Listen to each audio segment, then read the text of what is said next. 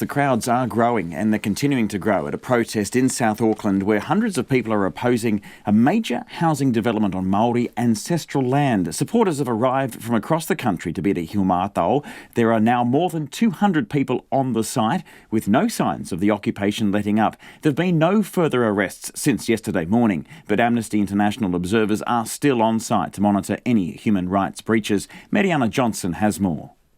Kia ora. Tino rangatiratanga flags began appearing through the mist as people made the journey up the road to join the police blockades this morning.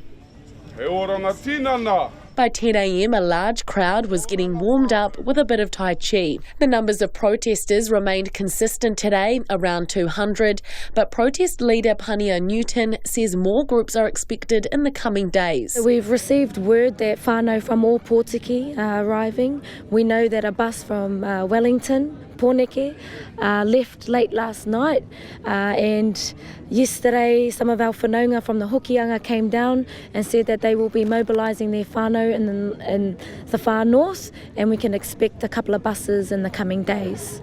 These people made the long journey from the east coast to stop the development. I'm from the east coast in Kaiawa, and I'm here because it's the right thing to do. This is Māori land, it's always been Māori land, and it always will be. Yes. But there are plenty of locals getting stuck in as well, sorting out kai, water and piles of firewood that keep arriving. Many know this place and its important history. In this community, we learnt a lot about the history around here, and what's sacred about it is that it was Māori land in the first place. So yeah, I guess just gaining that back would be great. Arriving mid-morning, rangatira Joe Hawke, who led the 506-day occupation at Bastion Point in the mid-70s, was treated as the guest of honour.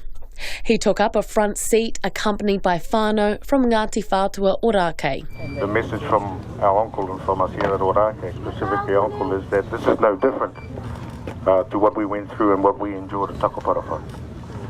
He sees this as exactly the same. And the message is to stand strong, to endure, to carry on, and to get our land back. Despite grumblings about the rude awakening from police in the early hours of the morning, the protest has today remained peaceful. However, Pania Newton is concerned about the safety of protesters as police numbers increase. 3 representatives and a volunteer from Amnesty International arrived this morning to investigate any breaches of human rights and serve as a third-party mediator. Amnesty International has been here for a few hours, and it's clear to us that both protesters and police are keen to keep this as a peaceful gathering.